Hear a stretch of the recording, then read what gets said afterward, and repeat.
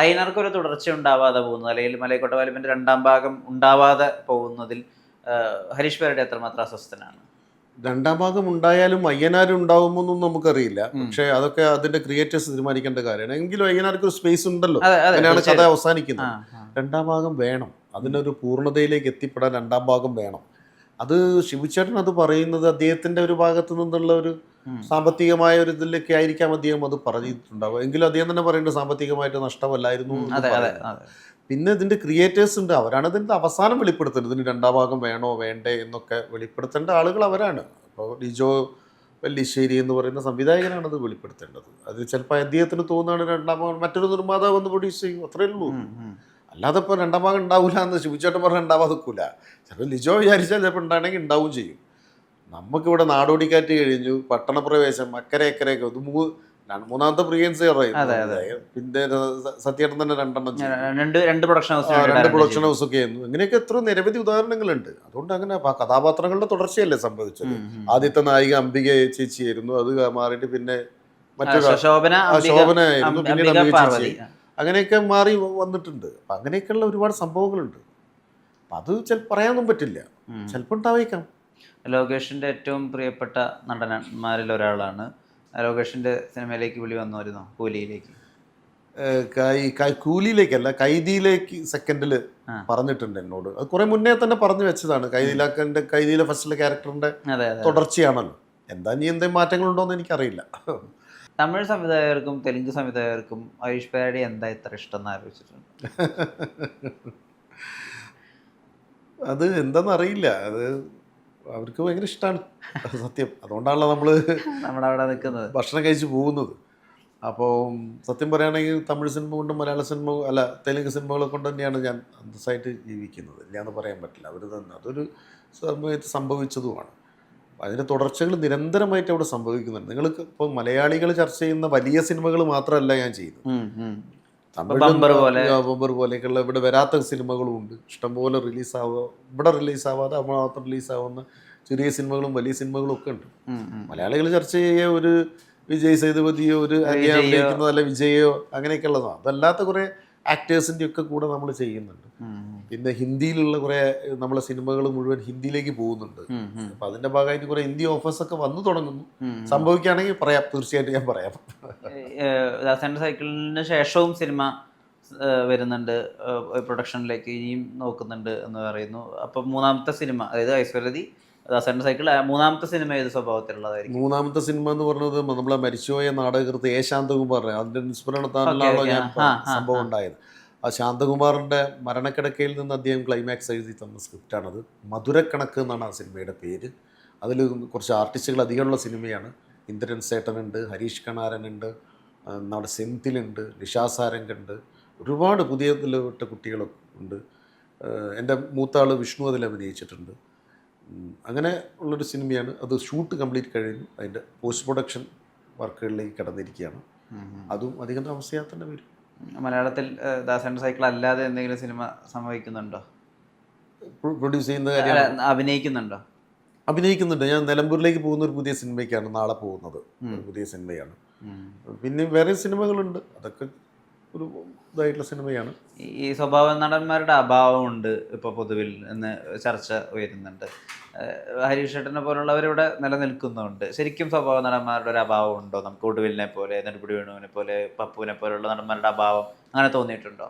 അല്ല, അത് എല്ലാ കാലത്തും പുതിയ പുതിയ ആളുകൾ വരുന്നുണ്ടല്ലോ അങ്ങനെ. പക്ഷെ അവരൊക്കെ വേണ്ട രീതിയിൽ ഉപയോഗിക്കുന്നുണ്ടോ എന്നുള്ള ചോദ്യമാണ് ചോദിക്കേണ്ടത്. അങ്ങനെ എനിക്ക് തോന്നുന്നില്ല. ശരിക്കും വേണ്ട രീതിയിൽ സ്വഭാവ നടന്മാരെ ഉപയോഗിക്കുന്നില്ല. നമ്മൾ ആ പഴയ പേരുകളിൽ തന്നെ ഇങ്ങനെ നിർത്തുകയാണ്. അന്ന് സത്യനന്ദിക്കാടിനെ പോലെയുള്ള സംവിധായകർ, പ്രിയദർശനെ പോലുള്ള സംവിധായകർ, അങ്ങനെയൊക്കെയുള്ളവർ ധാരാളം ഉപയോഗിച്ചിരുന്നവരെ. അവരൊക്കെ മാക്സിമം അവരുടെ ലെവലുകൾ എടുക്കാൻ പറ്റിയിരുന്നു. ആ രീതിയിൽ ഇപ്പം നടക്കുന്നില്ല എന്നുള്ള സംഭവമാണ്.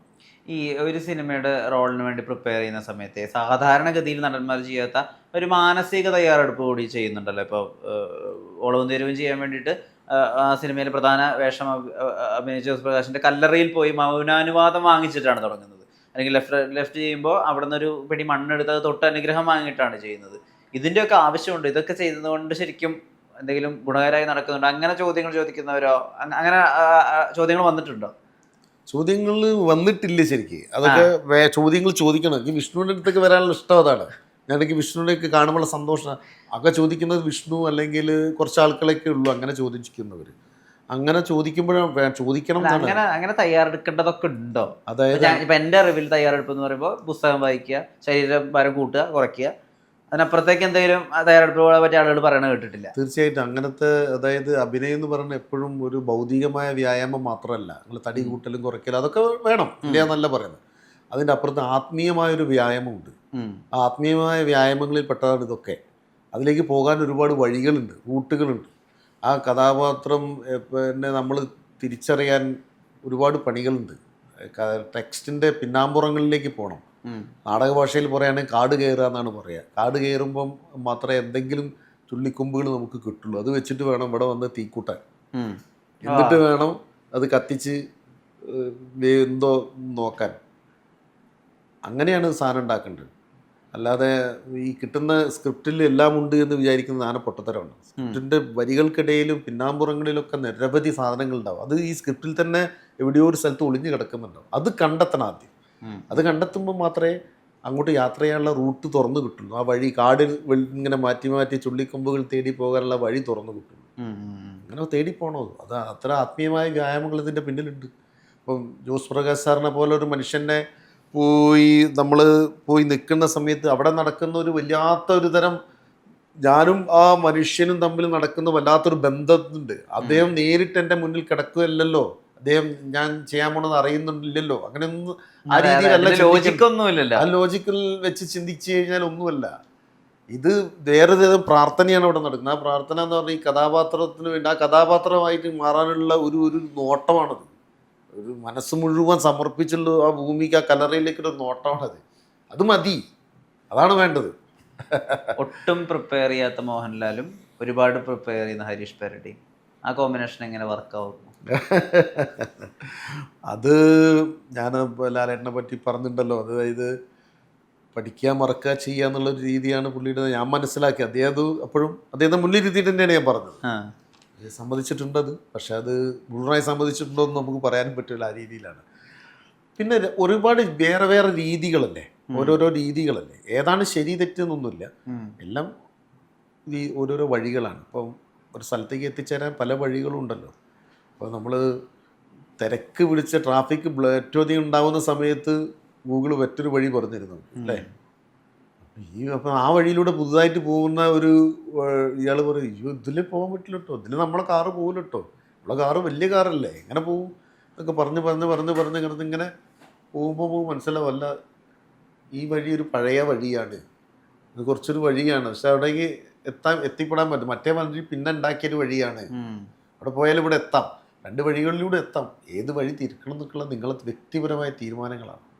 ഇപ്പോൾ എനിക്കൊന്ന് ലാലേട്ടൻ എന്നുള്ള നടന് ഹരീഷ് പെരടി എന്നുള്ള നടനെ കൂടി വലിയ വിശ്വാസമുണ്ട്. കാരണം അല്ലെങ്കിൽ അദ്ദേഹം കമ്പോസ് ചെയ്യുന്ന ഒരു ഫൈറ്റിൽ അത്രയും വിശ്വാസത്തോട് കൂടിയിട്ട് ആ സ്പോട്ടിൽ നടക്കുന്ന ഒരു കാര്യത്തിൽ എങ്ങനെയാണ് ഹരീഷ് ഏട്ടനെ ഉൾപ്പെടുത്തുക? അദ്ദേഹത്തിന് ആ ഒരു രീതിയിലുള്ള വിശ്വാസം കൂടി വേണ്ടേ? അങ്ങനെ ഇപ്പോൾ ലാലേട്ടൻ്റെ ഒരു വിശ്വാസം പിടിച്ചു പറ്റാൻ പറ്റിയിട്ടുണ്ട്, അല്ലെങ്കിൽ ലാലേട്ടൻ്റെ ഒരു അഷുറൻസ് ഉണ്ട് ഹരീഷ് പെരടിയിൽ, അങ്ങനെ തോന്നിയിട്ടുണ്ടോ? തീർച്ചയായിട്ടും. ഒരു അഭിനേതാവ് അദ്ദേഹം നേരിട്ട് ഇങ്ങനെ അരീഷൻ്റെ ആൾ അങ്ങനെ പറഞ്ഞു പ്രകടിപ്പിച്ചില്ല. പക്ഷെ അത് പ്രകടിപ്പിക്കുകയും ചെയ്തു. മലയക്കോട്ടെ വാലിബന്റെ സമയത്ത് കൃത്യമായിട്ട് അദ്ദേഹം പറയുകയും ചെയ്തു, അല്ല ഇങ്ങനെയാണെന്ന് അങ്ങനെ അദ്ദേഹം ലാലേട്ടൻ അധികാരെ പറ്റി പറയുകയും. പക്ഷെ അതിലപ്പുറം അദ്ദേഹത്തിൻ്റെ അഭിനേതാവും എൻ്റെ അഭിനേതാവും തമ്മിലുള്ള നടക്കുന്ന ഒരു കമ്മ്യൂണിക്കേഷൻ ഉണ്ട്. അതാണ് അതിൽ ഏറ്റവും പ്രധാനം. അത് നമുക്ക് മറ്റൊരാളോട് കിട്ടും, ഒരു അഭിനേതാവിനോട് കിട്ടും. അത് എവിടെ വെച്ചാൽ സംഭവിക്കാൻ നമുക്ക് പറയാൻ പറ്റില്ല. അതൊരു പ്രത്യേക മൂമെൻറ്റിൽ നമ്മൾ ഒന്നിച്ച്, പ്രത്യേകിച്ച് കോമ്പിനേഷൻ സീൻസ് ഒക്കെ ആണെങ്കിൽ നമുക്ക് പെട്ടെന്ന് മനസ്സിലാവും. അഭിനയം എന്ന് പറയുന്നൊരു ഭാഷയാണല്ലോ. ആ ഭാഷയ്ക്ക് ഗ്രാമർ ഉണ്ടല്ലോ. ആ ഗ്രാമർ കമ്മ്യൂണിക്കേറ്റ് ചെയ്യുന്ന ആൾ മറ്റേ ആൾക്ക് കമ്മ്യൂണിക്കേറ്റ് ചെയ്യത്. നിങ്ങൾ ഉപയോഗിക്കുന്ന ഭാഷയിൽ ഗ്രാമർ ഇല്ലെങ്കിൽ നമുക്ക് കമ്മ്യൂണിക്കേറ്റ് ചെയ്യില്ല. സാധാരണ ഭാഷകൾ തന്നെ അല്ല, അയാൾക്ക് അത് ആ ഭാഷ അറിയില്ല എന്നാണ് നമ്മൾ പറയാം. അങ്ങനെ സംഭവിക്കും. അപ്പോൾ നമ്മൾ കുറച്ച് വേർഡ്സൊക്കെ വെച്ചിട്ട് വേണമെങ്കിൽ കമ്മ്യൂണിക്കേറ്റ് ചെയ്യാം ചില സാധനങ്ങൾ. അപ്പോൾ അയാൾ പറഞ്ഞ ഇതാണെന്ന് മനസ്സിലാക്കിയെടുക്കാം, ഒക്കെ ചെയ്യാം. പക്ഷേ അയാൾക്ക് കുറച്ചുകൂടി ഗ്രാമർ അറിയുന്ന ഒരാളാണ് എന്ന് നമ്മൾ അങ്ങനെയാണ് മനസ്സിലാക്കുക. ആ ഭാഷ കൈകാര്യം ചെയ്യുന്ന ആൾക്കേ അത് അറിയാൻ പറ്റുള്ളൂ, പുറത്തുനിന്ന് കേൾക്കുന്ന ആൾക്കത് മനസ്സിലാവില്ല. അങ്ങനെയാണ് ഞാൻ പറഞ്ഞത് ഈ കമ്മ്യൂണിക്കേഷൻ എന്ന് പറയുന്നത്. അത് ലാലേട്ടനും ഞാനും തമ്മിൽ മാത്രമല്ല, അഭിനയവും എന്ന ഭാഷ കൈകാര്യം ചെയ്യുന്ന ആളുകൾക്ക് പെട്ടെന്ന് അത് മറ്റൊരാളെ പുതുമുഖമാണെങ്കിൽ പോലും തിരിച്ചറിയാൻ പറ്റും. അത് അയാൾ ചെയ്തോളും എന്ന് പറയാൻ പറ്റും. ഈ ഇപ്പോൾ പലരും ശ്രീ മമ്മൂട്ടിയുടെ കൂടെ അഭിനയിക്കുമ്പോഴും അദ്ദേഹത്തിനേക്കാൾ പ്രായം കുറഞ്ഞവർ അദ്ദേഹത്തിനോടൊപ്പം അഭിനയിക്കുമ്പോൾ കണ്ടുള്ള ഒരു പൊതു സ്വഭാവം എവിടെയൊക്കെ അദ്ദേഹത്തിന് ഒരു ബഹുമാനത്തോടുള്ള സ്നേഹം സ്ക്രീനിലേക്കും അത് പകരുന്നത് കണ്ടിട്ടുണ്ട്. ഇപ്പോൾ റിയൽ ലൈഫിലല്ല ഞാൻ പറയുന്നത്, ആ സീൻ നടക്കുമ്പോഴും അവിടെ ആ ഒരു രീതിയിലുള്ള ഒരു ബഹുമാനം ചിലപ്പോൾ അത് കഥാപാത്രം ആവശ്യപ്പെടുന്നില്ലെങ്കിൽ പോലും ഞാനത് എൻ്റെ ശ്രദ്ധയിൽപ്പെട്ടിട്ടുണ്ട്. അത് ആ അഭിനേതാക്കൾക്ക് അറിഞ്ഞോ അറിയാതെ സബ് കോൺഷ്യസ്ലി നടക്കുന്നതാണ്. എന്നാൽ വർഷത്തിൽ ഹരീഷ് പാരഡിയിൽ അതൊരു തരിമ്പ് പോലുമില്ല, മുഴുവൻ സമയവും ചേട്ടനാണ്. അതത്ര എളുപ്പത്തിൽ അച്ചീവ് ചെയ്യാൻ പറ്റുന്ന ഒരു ഏരിയ അല്ലോ. കാരണം സത്യൻ മാഷ് കഴിഞ്ഞു, ജയൻ വന്നു, അതിനുശേഷം ആരാധിക്കുന്ന ഒരാളും കൂടിയാണ്, അയാളുടെയും കൂടി ചേട്ടനായിട്ടാണ് എത്തുന്നത്. ഈ ആരാധന ബ്രേക്ക് ചെയ്യാൻ അന്ന് എളുപ്പമായിരുന്നു. അത് നമ്മൾ നാടകം പഠിച്ചിട്ട് വരുന്നതാണല്ലോ. അതായത് നേരത്തെ പറഞ്ഞ ഭാഷ പഠിച്ചിട്ട് വരുന്നതാണല്ലോ. ആ സമയത്ത് അത് പ്രശ്നം വരില്ല. പഠിച്ചിട്ട് വരുന്നവർക്ക് അത് പ്രോബ്ലം വരില്ല. കാരണം നമ്മൾ ആരാധനയൊക്കെ ഉണ്ടായിരുന്നൊക്കെ സത്യം തന്നെ. അത് തുടങ്ങിക്കഴിഞ്ഞാൽ ക്യാരക്ടർ മാത്രമാണ്, ആ കഥാപാത്രം മാത്രമാണ് സംസാരിക്കുക. അയാളുടെ ബോഡി ലാംഗ്വേജ് അയാളാണ് സംസാരിക്കുക. അവിടെ പിന്നെ മമ്മൂട്ടിയും മോഹൻലാലും സത്യനൊന്നുമില്ല, ഹരീഷൊന്നുമില്ല. അവിടെ 2 കഥാപാത്രങ്ങൾ മാത്രമേ ഉള്ളൂ. ഇദ്ദേഹത്തിൻ്റെ ഏട്ടനും അനുജനും, ഒരു ഏട്ടനും ഒരു അനുജനും തമ്മിൽ. അപ്പോൾ അനുജൻ്റെ പ്രത്യേകമായ ഒരു ദുരന്തം ഉണ്ടായ സമയത്ത് ഏറ്റവും കൂടുതൽ അടുത്ത് നിന്ന് ഏട്ടൻ എങ്ങനെ പ്രതികരിക്കും, എന്താണ് അനുജന് വളരെ താങ്ങും തണലുമായി നിന്നൊരു ഏട്ടൻ. അത് മാത്രമേ ഉള്ളൂ, ആ ഏട്ടനെ മാത്രമേ മനസ്സിൽ വെക്കാറുള്ളൂ. അത് കഴിഞ്ഞ് കട്ട് പറഞ്ഞ് കുറച്ച് കഴിഞ്ഞാൽ അത് മമ്മൂക്കയാണ്, നമ്മളെ ഏറ്റവും വേണ്ടപ്പെട്ട മമ്മൂക്ക തന്നെയാണ്. അദ്ദേഹത്തോട് ഭയഭക്തി ബഹുമാനത്തോടു കൂടി തന്നെ നമ്മൾ പെരുമാറുള്ളൂ, അതിലൊന്നും മാറ്റമില്ല. പണ്ടത്തെ മമ്മൂട്ടി ആരാധകൻ ഇന്നത്തെ മമ്മൂട്ടിയുടെ തിരഞ്ഞെടുപ്പുകളെ കാണുമ്പോൾ എന്ത് തോന്നുന്നു? അദ്ദേഹം ഇപ്പോൾ കുറച്ചുകൂടി നല്ല നല്ല തിരഞ്ഞെടുപ്പുകളല്ലേ നടത്തിക്കൊണ്ടിരിക്കുന്നത്. ഇപ്പോൾ പ്രത്യേകിച്ച് മമ്മൂട്ടി കമ്പനി എന്ന് പറയുന്ന സ്വന്തമായിട്ട് ഉള്ള സിനിമകൾ. എനിക്ക് തോന്നുന്നത് ചില വാർത്തക്കാലത്ത് ചില ആളുകൾ ഉണ്ടാവില്ലേ, റിട്ടയർമെൻറ്റിന് ശേഷം ടൂർ പോകുക എന്നൊക്കെ പറയില്ലേ, യാത്ര ഞാൻ ആസ്വദിക്കുന്നതൊക്കെ പറഞ്ഞു. അതേപോലെയാണ് എനിക്ക് തോന്നുന്നത്. ശരിക്കും ഇപ്പോൾ മൂപ്പര് അഭിനയത്തിൻ്റെ റിട്ടയർമെൻറ്റ് ലൈഫ് അങ്ങോട്ട് ആഘോഷിച്ച് തിമർക്കുക തോന്നുന്നുണ്ട്. അതിൽ എന്നെ കൂടെ കൂട്ടിയൊന്നുമില്ല ഇപ്പോൾ അടുത്ത കാലത്തൊന്നായിട്ട്. അതിൻ്റെ ഒരു സങ്കടം മാത്രമേ ഉള്ളൂ. അപ്പോൾ എന്നെ കൂടെ കൂട്ടുന്നതാണ് ഞാൻ വിചാരിക്കുന്നത്, ആ യാത്രയിൽ പങ്കെടുപ്പിക്കുന്നതാണ് ഞാൻ വിചാരിക്കുന്നത്. സംവിധാനം ആ സ്വപ്നം ഇപ്പോൾ പൂവണിയും? സംവിധാനം പെട്ടെന്നില്ല. അത് തമിഴിലായിരിക്കും അതോ മലയാളത്തിലായിരിക്കും? അത് അറിയില്ല. സംവിധാനം പെട്ടെന്നില്ല. പക്ഷെ അതിൻ്റെ മുന്നേ വേറെ കുറച്ച് പണികൾ മാതാവ് അല്ലാത്ത ആയ പോലെ തന്നെ വേറെ കുറച്ച് പരിപാടികളിലേക്ക് കിടക്കും. അത് അടുത്ത വർഷത്തിൽ, ഈ വർഷം അടുത്ത വർഷം കഴിഞ്ഞു. ഈ പടത്തിൻ്റെ ആദ്യ പോസ്റ്റർ ഷെയർ ചെയ്തത് MA ബേബിയാണ്. അതിന് അദ്ദേഹം വിശദീകരണം കൊടുക്കേണ്ട വന്നു പാർട്ടിക്ക്. അത് വേണ്ടിയിരുന്നില്ല എന്ന് തോന്നിയിരുന്നു? അത് ബേബിയായിട്ട് മാത്രമല്ല, സതീഷ് ചേട്ടൻ ചെയ്തു, പ്രതിപക്ഷ നേതാവ് ചെയ്തു, സുരേന്ദ്രൻ ചെയ്തു, രമ ചെയ്തു, അങ്ങനെ കുറേ എല്ലാ വിഭാഗത്തിൽപ്പെട്ട പാർട്ടി വിവിധ രാഷ്ട്രീയ പ്രസ്ഥാനങ്ങളുടെ ആളുകളെ കൊണ്ടാണ് ഞാനിത് ചെയ്യിപ്പിച്ചത്. വേണ്ടിയെന്നില്ല എനിക്ക് തോന്നുന്നില്ല. കാരണം എന്താണെന്ന് വെച്ചാൽ ബേബിയേട്ടനോടുള്ള ഇതുകൊണ്ട് റെസ്പെക്ട് കൊണ്ട് വേണ്ടിയെന്നില്ല തോന്നുന്നുണ്ട്. അദ്ദേഹത്തെ പോലത്തെ ഒരു മനുഷ്യനെ നമ്മൾ അങ്ങനെ ആക്കിയല്ലോ, അത് ഞാൻ അദ്ദേഹത്തിനോട് പറയുകയും ചെയ്തു. അല്ലാത്ത വിഷമം എനിക്കില്ല. കാരണം വെച്ചാൽ ഇവർ ഹിറ്റാക്കി തന്നല്ലോ ദാസേട്ടൻ്റെ സൈക്കിൾ എന്ന് പറഞ്ഞു കഴിഞ്ഞാൽ എല്ലാവർക്കും അറിയുന്നത്. ഇതിൻ്റെ പ്രൊമോഷന് വരുമ്പോൾ അതല്ലേ ദാസേട്ടൻ്റെ സൈക്കിളല്ലേ ചോദിക്കുന്നുണ്ട് എല്ലാവരും. അപ്പോൾ അത് ഒരു ഹിറ്റാക്കി തന്നല്ലോ, അതുകൊണ്ട് അവരോട് നന്ദിയുണ്ട്. ഒരു വിധത്തിലും ഒരു സൈഡിലേക്കൊരു അലൈൻ ചെയ്യാതെ പോകുന്ന ഈ ഒരു രാഷ്ട്രീയ സ്വഭാവം ഉണ്ടല്ലോ, അല്ലെങ്കിൽ രാഷ്ട്രീയ നിലപാടുണ്ടല്ലോ, അത് മുന്നോട്ട് ഇതുപോലെ തന്നെ കൊണ്ടുപോകാൻ സാധിക്കട്ടെ. ഒരു വിധത്തിലുള്ള പുകഴ്ത്തലിനും വിധേയനാവാത്ത സ്വന്തമായിട്ടൊരു വഴിവെട്ടി തെളിക്കുക. എനിക്ക് ഹരീഷേട്ടനോട് ഏറ്റവും അധികം ബഹുമാനമുള്ളൊരു ഏരിയ. ഇപ്പം ഞാനൊക്കെ നാടകത്തെ പറ്റി ചെറുപ്പത്തിൽ 8-ലോ 9-ലോ പഠിക്കുമ്പോൾ ഇങ്ങനെ അറിയുന്നുണ്ട്. കോഴിക്കോട് കുറച്ച് ആളുകളുണ്ട്, അവർ പുണ്യകളുടെ റേഡിയോ 100 വേദിയൊക്കെ പിന്നിട്ടിരിക്കുന്നു, ഡൽഹിയിൽ പോയി കളിക്കുന്നു. അവർക്ക് സ്വന്തമായി കാറുണ്ട്, അവരുടെ മക്കൾ പഠിക്കുന്നു, അവരുടെ മക്കൾ സാധാരണ നമ്മൾ കാണുന്ന നാടകക്കാരെ അങ്ങനെയല്ല ജീവിച്ചിരുന്നത്. അവിടെയാണ് സ്ഥിര വരുമാനത്തോടുകൂടി ജീവിക്കുന്ന നാടകക്കാരെ കാണുന്നത്. ഹരീഷ് മാത്രമല്ല, ഹരീഷേട്ടൻ്റെ കൂടെ ഒരുപാട് പേരുണ്ടായിരുന്നു. അതിലെ തുടക്കക്കാരൻ ഹരീഷേട്ടനായിരുന്നു. അപ്പോൾ അതൊക്കെ വലിയ ഓർമ്മകളാണ്. അപ്പോൾ അത് മനസ്സിലെ ഈ ഒരു പ്രതിഷേധ സ്വഭാവം, അല്ലെങ്കിൽ കലാകാരൻ പ്രതികരിക്കാനും പ്രതിഷേധിക്കാനും കൂടിയുള്ളതാണെന്നുള്ള ബോധ്യം അത് തുടർന്നും ഉണ്ടാവട്ടെ.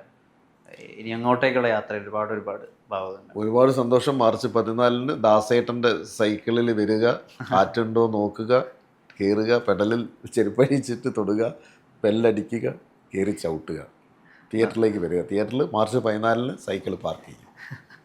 ദാസന്റെ സൈക്കിൾ ആളുകൾ ഏറ്റെടുക്കട്ടെ, സിനിമ സംസാരിക്കട്ടെ. ഞാൻ പറഞ്ഞ ശ്രീനിവാസൻ ഫ്ലേവർ ആളുകൾക്ക് കിട്ടട്ടെ. നേരത്തിന് ഒരുപാട് നന്ദി. നമസ്കാരം.